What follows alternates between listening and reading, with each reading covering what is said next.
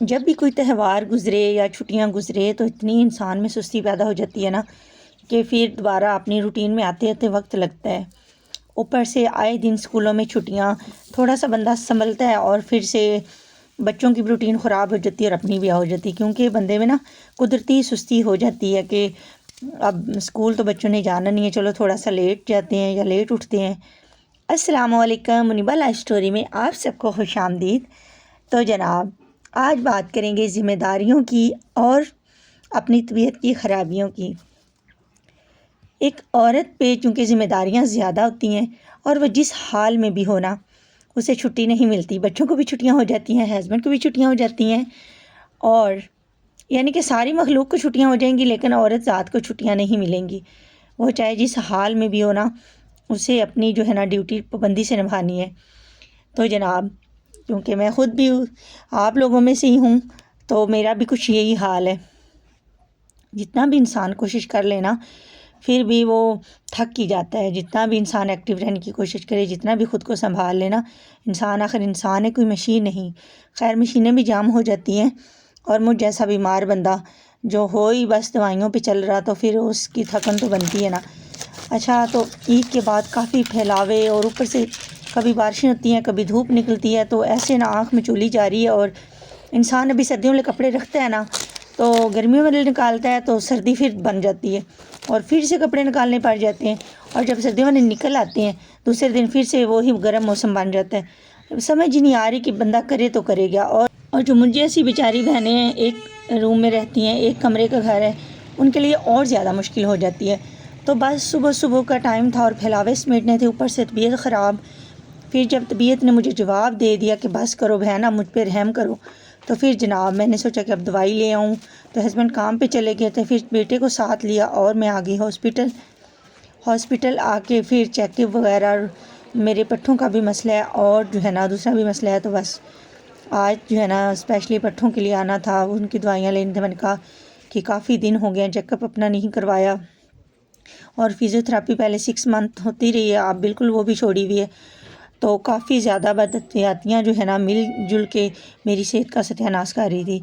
तो जनाब, हम पहुंच चुके हैं हॉस्पिटल, और अब यहाँ से मेडिसिन लूँगी और फिर घर जाके वही फैलावे, और ऊपर से एक और टेंशन कि आज मेहमानों ने भी आना था।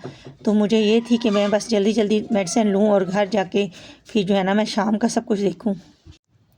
तो मेडिसिन के बाद जो है ना दिल कर रहा था कुछ हल्का फुल्का खा लिया जाए, क्योंकि ऐसा हो नहीं सकता कि बंदा सिटी आए और फिर वैसे ही वापस चला जाए। तो मेरे छोटे बेटे को ये रबड़ी दूध बहुत ज़्यादा पसंद है, और मुझे ख़ुद भी बहुत पसंद है। तो सबसे पहले हम लोगों ने दूध मंगवाया था और बहुत ही मज़े का था। और उसके बाद जो है ना इब्राहीम को जो है बस वो बर्गर पसंद है, तो उसे मैंने एक बर्गर मंगवा के दिया, और ये था हमारा लंच।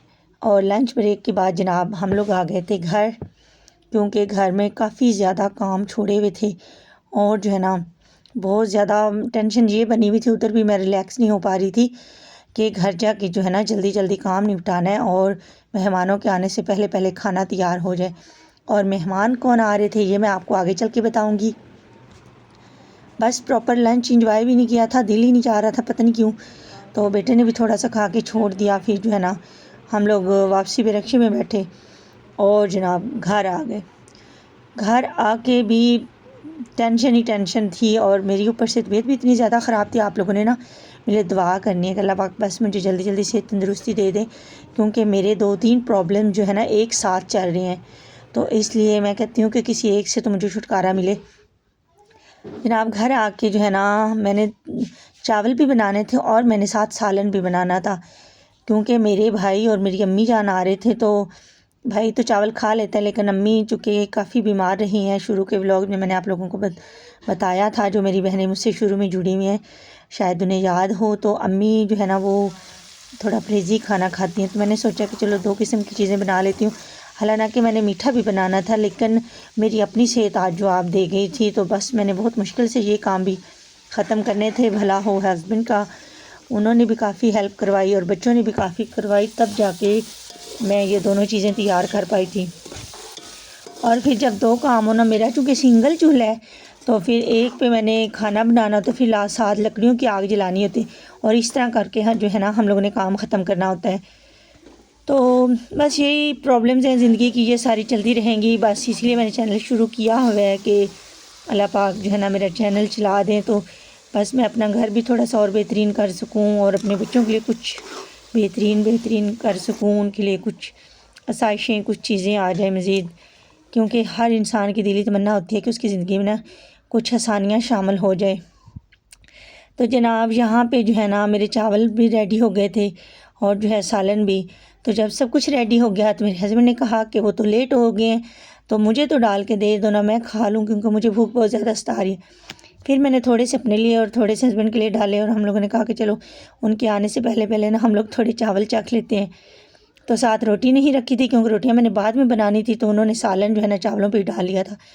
तो जनाब ये थी मेरी आज की सारी रूटीन, यानी कि मैं बीमारी के साथ मैंने घर को भी मैनेज किया, मेहमानों को भी देखा और अपनी मेडिसिन भी लाई।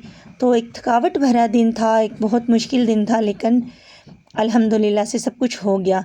सुबह जब मैं गई थी बारिश की वजह से काफ़ी मौसम ख़राब सा था, क्योंकि रात को बारिश होती रही थी। तो लेकिन जब हम लोग वापस आए थे ना, तो माशाल्लाह से हर चीज़ काफ़ी निखरी थी और धूप भी बहुत निकल आई थी। तो अम्मी लोगों ने आना था शाम को और ये हो गया था असर का टाइम। तो हम लोगों ने सोचा कि थोड़ा सा खाना खुद ही खा लेते हैं, क्योंकि दोपहर को भी कुछ हल्का फुल्का खाया था। जनाब यही था मेरा आज का व्लॉग। कल मिलूँगी एक नए व्लॉग के साथ। कल तक के लिए अल्लाह।